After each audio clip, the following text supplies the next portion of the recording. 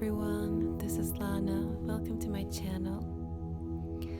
I wanted to give to you a quick message today about mastery, and it kind of ties in with everything that I have been sharing with you lately. I have been trying to share these messages in bits and pieces, so you start tying up all of the information and it doesn't get too overwhelming. So today I wanted to go back to the video of the divine masculine energy that I posted, I think a week ago, where I was talking about the energy of courage and your divine power to carry yourself through every situation in your life.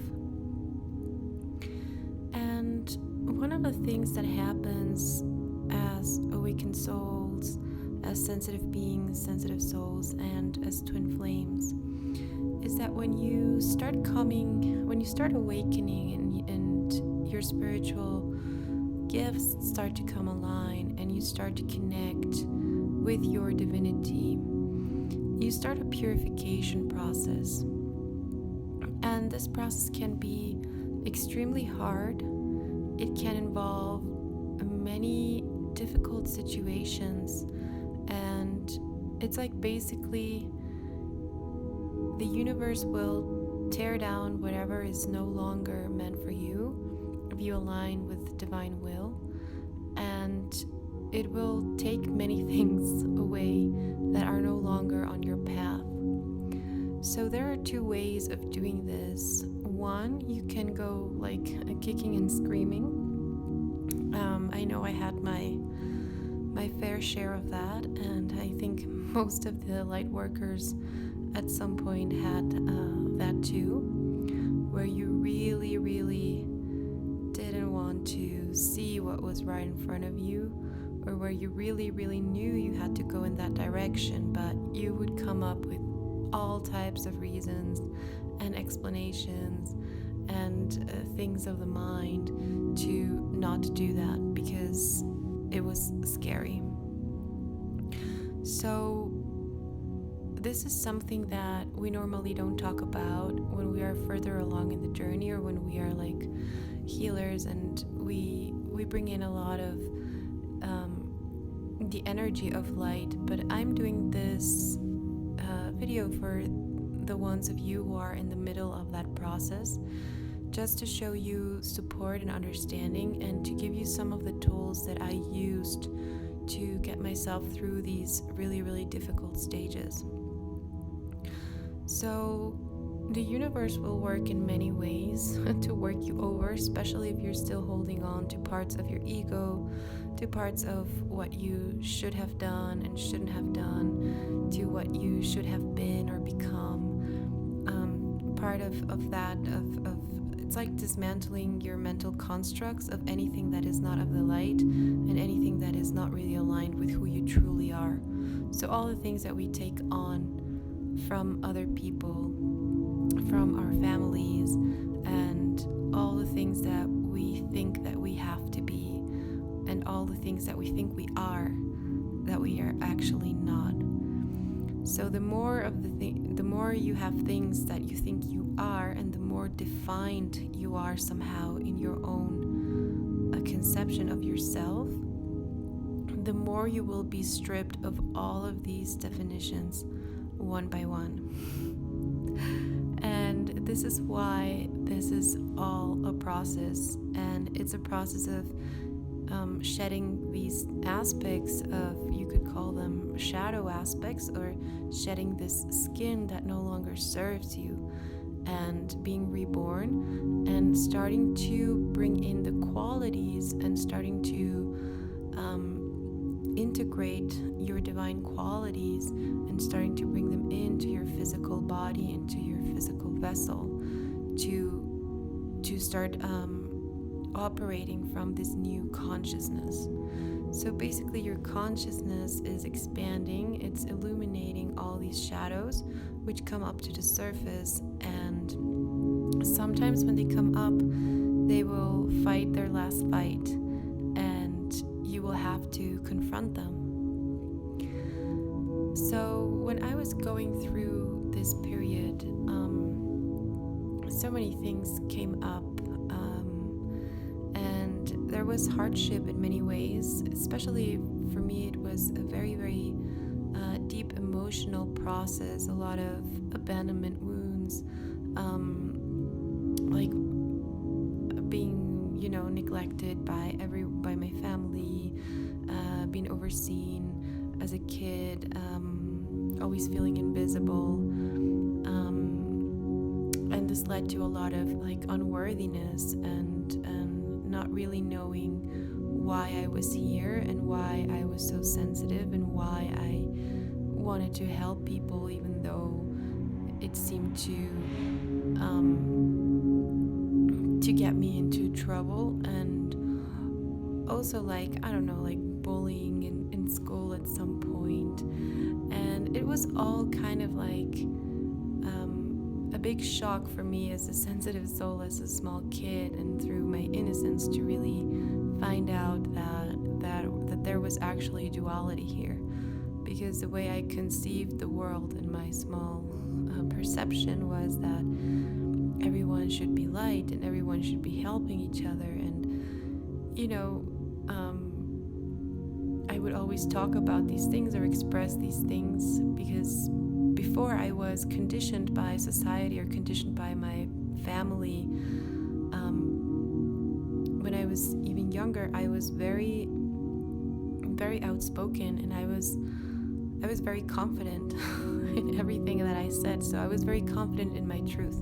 I was very aligned to my own divinity and to my own knowing. I was very confident that I talked to my angels, and I felt very safe and protected by them. I was very confident about standing up for people and defending the ones who had less, or the most vulnerable, or the ones who couldn't defend themselves, or the ones who were being abused. So there was no doubt in my mind about these things. And when the seed of doubt started to come in was when I started to try to blend in and to fit in a world that I really didn't feel like I was fitting in. So when I started to compromise my own knowing in order to be liked by friends, or in order to be accepted by society, or in order to be normal, that's when my self-confidence was compromised as well, because I was no longer living in my truth. It was no longer embodying the truth, no matter how discordant it looked. It looked like against the reality that I was living in. And one of the things that I remember was the concept of death. So when I found out about death, I was completely against it. I knew in my heart, and I knew from what I had received, and I knew from my dreams and my own experiences, even as a very small kid, that this like death, that there's nothing after death, that you just died, your body dies, and that's it. Like that concept of death, which is basically what my parents told me, was outrageous for me. I completely rebelled against it, and I didn't believe it. And so we come into this place, or probably, this sounds familiar to you. Probably you went through it if you go back and look into your childhood. That at some point we start to accept the truths of other people and of our surroundings in order to cope, in order to be normal, and in order to kind of like function socially in the world. But when we start in our awakening process, we actually are put through the exact opposite process of that. which now I laugh as I'm saying this. I'm smiling as I say this because it's wonderful. But when you're going through it, it's the most scary thing that there is. It's like going back and rescuing your inner child, rescuing your innocence, rescuing your divine spark, and rescuing your own divine truth before it got compromised. And it's like bringing it up into the light and integrating it into your body again. And now the things that you get rid of are all the things that you learned in order to cope or in order to adapt. So this is a very liberating process, but it's also a very scary process, and it has to do a lot with inner child healing. And this really is this. That's why healing the inner child is important, because we're actually healing the ego. We're actually healing the part of us that needs to have control, that needs to know things, that needs to use the mind to establish rules, and has to have mechanisms to cope with reality. But ego is like the little brother of our soul. So our soul, actually the one who was awakened when we were little in the physical vessel, when we were young, that's the oldest part of us. That's why some of these kids and the indigo or just children, almost all children, they seem like they are so grown up, even though they are very small, in the way they see things or in the way they say their truth and they express, because they're expressing from their soul. They're not compromising what they feel or what they know. And in the awakening journey, it's like you are awakened to your truth again, and you start to retrieve those parts of you that you gave away, and you start retrieving the power that you gave away to institutions, to form thoughts, to political ideas, to anything of the mind construct, and anything of the emotional construct as well, anything of the emotional nature. Because to give you an example, when I was younger, I already told the story that my brother has a mental paralysis or cerebral palsy, and I grew up and he was already there. He's 2 years older, and for me he was my brother, and I thought, in my innocence, I thought or I believed that every girl in my school, or all girls in the world, had a brother like mine. That was my way of, like that's what I thought, that it was so normal for me that I never thought that it was going to be shocking to someone else. So I remember one day when friends came over from school and they saw my brother, they ran away and they were so scared of my brother. And I didn't understand that. And I was like, why are they running away if he's my brother? Don't they have a brother like that? Have they never seen, this is normal.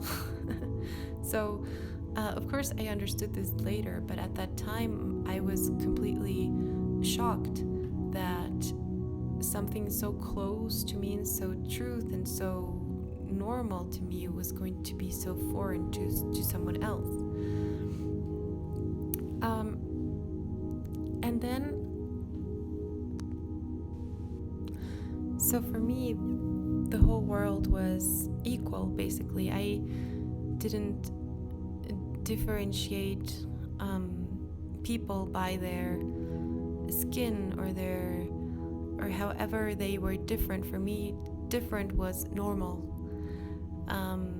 But then I realized that for some people, different was different, and normal meant something else. So when I was going through my awakening, it was like putting all the pieces together again where they belonged. I always knew that in non-judgment there is truth. I always knew that whatever scares you, or that we as human beings tend to react with fear to things that we don't know. But that part is the ego, the part that gets scared and that wants to know everything beforehand, and that wants to control every outcome, and that wants to have a path to success and a path to your mission and a path to anything. That's the ego part. That's the small child, child, or the more immature part of you that has to be always in a protective mode. So people who are very protective are people who are very, very scared. And people who are very, very scared usually are scared of the things that they don't know. So the way that we get rid of this fear, the way that we become divine beings in alignment, the way that we become in tune with our soul, is letting go of these fears, healing the fears, healing the judgments in ourselves that we apply onto others, and starting to see other people as a reflection of ourselves. So this is something that comes with mastery, this comes with healing, and this comes with really being in connection with your divine light and really understanding what union and what unity consciousness is actually about. And this is something that when you connect to the light, you start developing your own compassion towards yourself, towards your past. You forgive, you heal, and then you start to do the same for other people, because you start understanding and you start to feel compassion for people who are going through the same things that you did, or even if they're going through something totally different in a different path, but you still have the awareness of the bigger mission, of your bigger mission as a soul, and of the bigger mission of everyone who is incarnated in this planet. So, not to take it very far in that direction, I was born in Mexico, and we have a very extensive knowing and tradition of the Shamanic Path. And this is something that I studied a lot during my adolescent years, and then into the years of my awakening. And what I really love of part of the teachings of this shamanic knowledge is the way the shamans, or the shamanic path, is really built on the heart, on having and choosing a path in life that has a heart. That's the first premise that you have to have. And also the part that involves being a light warrior. I have talked about being a light warrior, and this is for me an energy that we embody. And this is a crucial energy sometimes in the journey, because if you don't see yourself as a warrior, if you see yourself as a victim, it's very easy for you to get trapped and to get stuck in the journey, or to not be willing to go forward. So many of us, we get awakened and we experience this beautiful part. It's kind of like the twin flame journey. You experience this beautiful part, and then the shadows start to come up, and then many want to run away, or want to stop, or want to drop the journey, or don't want to face these things anymore. With me, I had one of the most impressive experiences when I was awakening, and it made me fear a lot, especially the dark side or the shadow side. And this happens to a lot of light workers, that you get confronted with this shadow aspect that some call entities or lower beings and dark energies. And these are aspects that in the shorter scope you can see them as energies, that we are constantly surrounded by different types of energies, elementals. There are some lower energies, there are higher energies. It depends on what we bring into our consciousness and what we are tapped into. And of course, it also involves our multidimensionality, so it also involves past lifetimes, vows, agreements. It involves many things. But if you look at through like a brighter scope, these dark energies and these shadows are really just a manifestation of our own shadow aspects that are coming into the light. And sometimes these shadow aspects that we have inside of ourselves can make themselves pretty scary in an attempt for our ego to keep them there, to not integrate them into the light. So when this happens, and when you get confronted with a situation like that, either at a multidimensional level or even an experience at the 3D level, like having a big accident or experiencing hardship or death or not having money at all, or being stripped of all your things and all your belongings and everything that made you feel safe once, because this can happen through the journey. Be it as it may, we have to remember this courage that we have, and we have to be able to connect to the divine and to surrender. This is a big part of the awakening journey, and then it's a big part of our mission, to surrender to our mission and to surrender to our awakening. So to not be trying to control everything that's happening, even in our own healing and clearing, but to develop and to really exercise our muscles of faith, of reconnecting to the divine and reconnecting to our own knowledge and wisdom.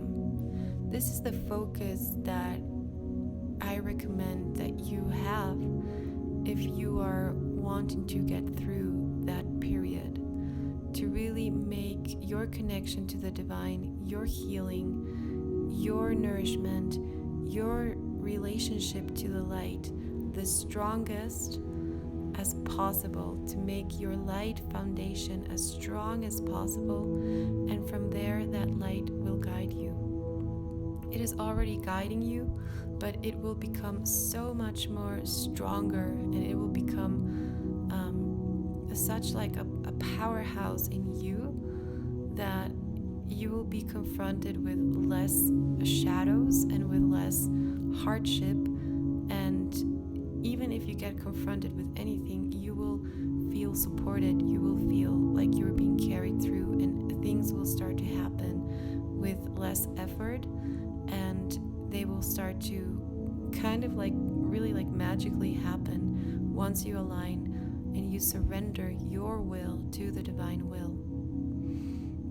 And this is kind of surrendering, walking in a place where you are not able to see anything.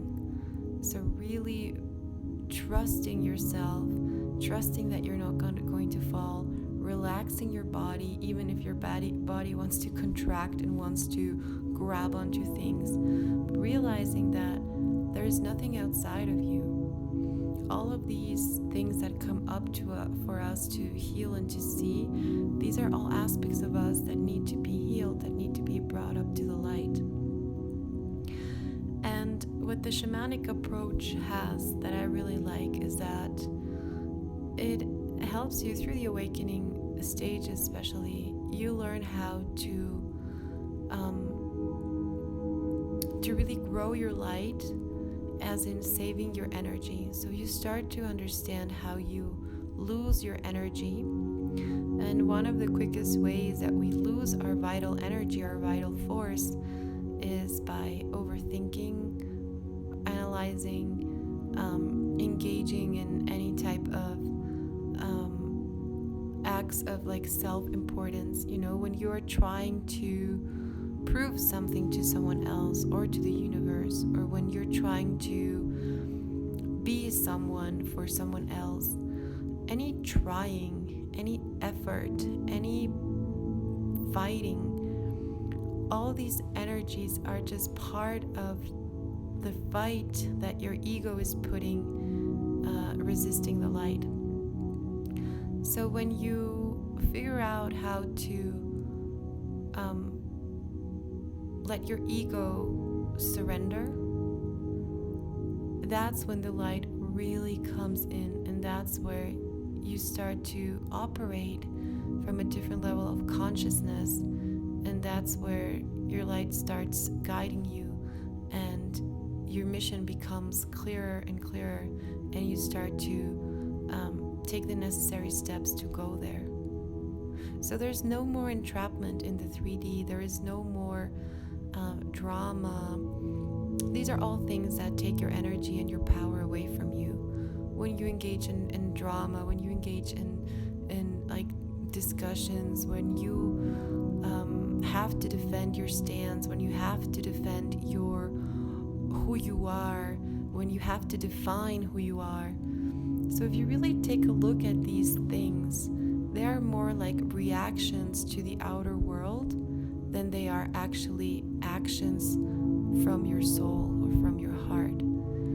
So when we learn how to stop reacting to the world around us, to the 3D and to all the triggers of the 3D, when we align with peace and we align with our light, you find that you don't really have time or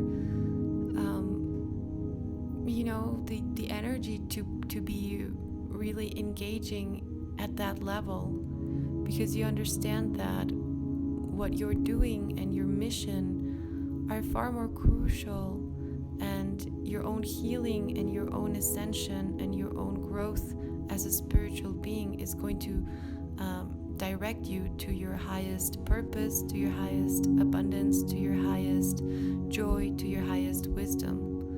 So why would you actually spend so much time and energy and waste the energy that you could be using in your own healing, trying to cope with something that is only there to show you your wounds? So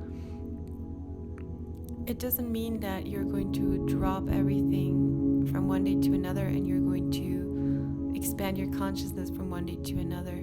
But I hope this gives you kind of a roadmap, and it can signal you when you may be investing too much energy in something that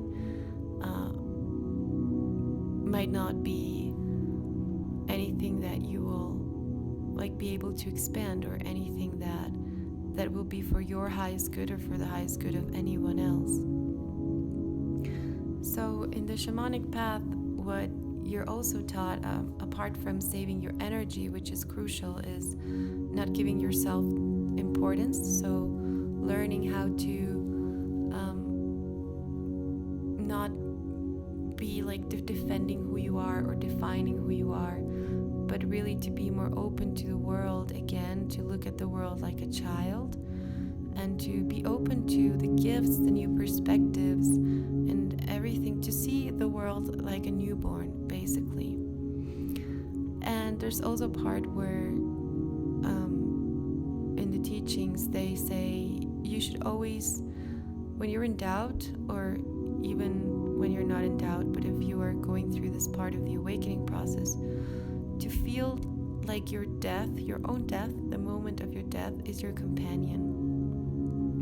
So what would you do if you were constantly aware that you don't have so much time on this earth plane, this lifetime? So really being conscious that you have a limited amount of time in this lifetime to be on your mission, to heal, to do the work that you came here to do. So this is something that can really help to just gain perspective and to push you to really take the risks and really take the steps that you came here to take.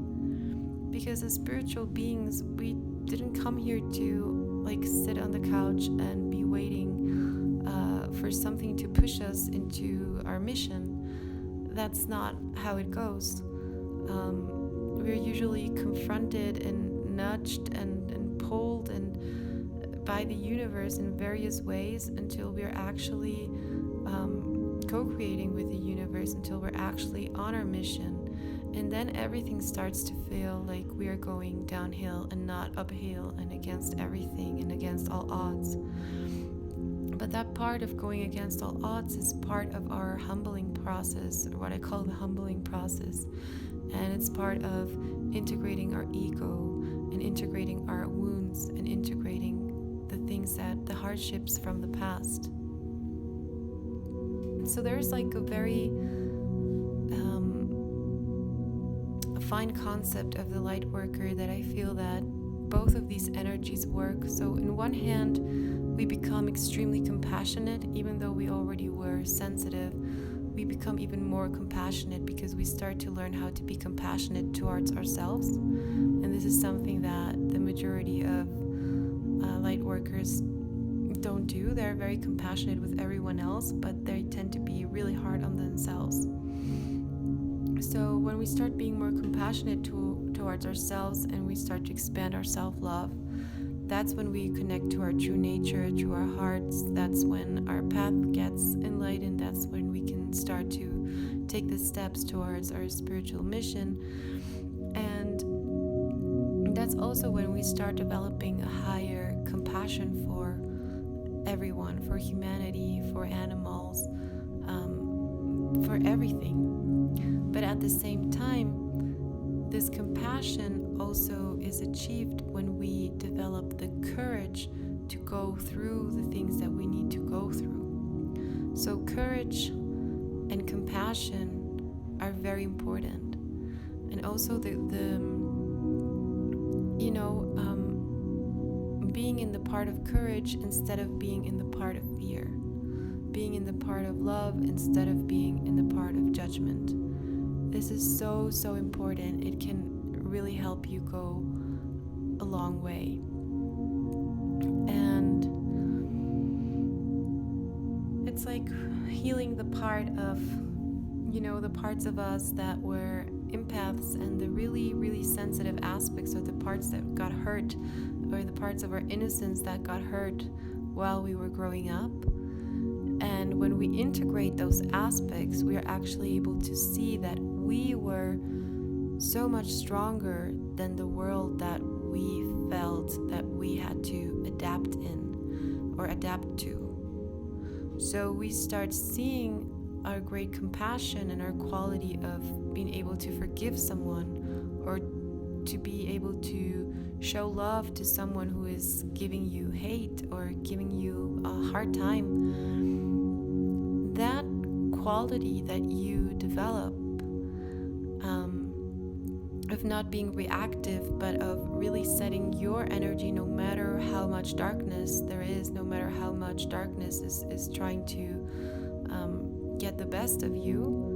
When you turn your head and you are the light, and you show the light that you are to that person, even if that person is trying to be aggressive with you, or is really hurting and is expressing something really bad to you, or is mistreating you, or is being abusive, or whatever it is. When you come in with the light,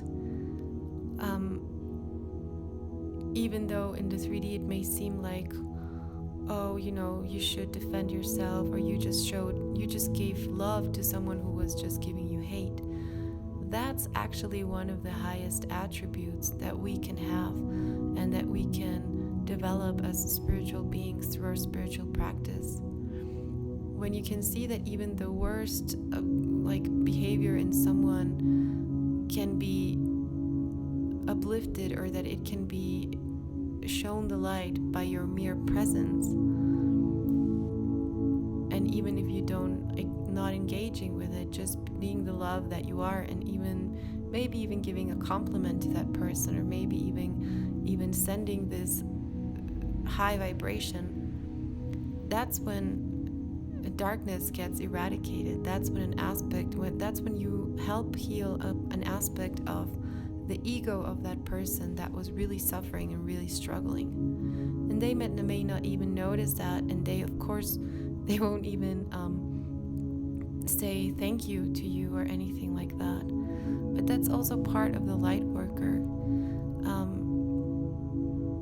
Oftentimes, and more times than not, you as a light worker, your biggest deeds and your biggest missions and your biggest actions of love and light and power will, most of the time, they won't be seen by the 3D world, or they won't be acknowledged, or they won't be like fully seen, you know, because it is not the reflection of that, the reflection of your light is not, you're not doing this in order to receive some kind of reflection, but the light that you put out there has a ripple effect like no other. You can uplift things, you can uplift countries, you can uplift people. But part of your work as a light worker is to stand in your light and to know your light. And you're the only one who has to know your light. And some people may be attracted to you, and some people may come to you looking for your light unconsciously or consciously. But in a world that is so unconscious in many ways, in the 3D, you have to be able to understand that this light will not be seen by many. It will be seen maybe by a few, or maybe your acts will not be fully recognized by the people that you're surrounded by, but they will be recognized by your own light. And this is something that will bring joy to your heart, and this is something that will continue to grow and to expand, and even more when you are on your mission. That's why mission as a light worker is also very important, and to also as a twin flame, you know, through the journey when you are in separation or when you are not in contact, and you know, that time is a precious time to use on yourself, to really dive deep if you are alone, if you're not in a relationship, to really heal and go deep within yourself, because it's kind of a privilege. It's like a time where you can really, really dedicate to you, to your own expansion and your own ascension, and to be strong in your mission, and that will give you purpose, and that will lead you, not only to your like biggest fulfillment, but it will also lead you to your twin flame. It will also lead you to all the things that are meant to come to you in the higher path. So focusing on mission, or in discovering what your mission is, even if you don't know exactly how it's going to go, even if you just get some hints or nudges or inspirations, follow them. Take the steps and follow the guidance that you receive from your higher self. Even if you have no proof that it will work, even if you have no insurance, even if you don't have the money to do it, the place to do it, the know-how to do it, even if you have no idea, if you have the internal knowledge that you have to do this, that this is your mission, please be the light warrior. Take your courage, take your grace, and do it. Because that's the only way. We have to go through the darkness in order to get to the light. We have to be able to trust our own steps, even if we're not able to see anything. And I know this is hard, but I promise you, when you get to the other side and to the light, you will be so thankful and so amazed, and everything will become clear to you. And you will have the certainty that you never have. But before, you have to go through the uncertainty in order to get to the certainty. Okay? And the way you do that is through your soul, through trusting your intuition in your soul, and to connect, and through connecting to the divine. Okay, guys, so this was the message for today. it serves you and it brings you into your mastery. I love you very much, and I will see you very soon. Bye-bye.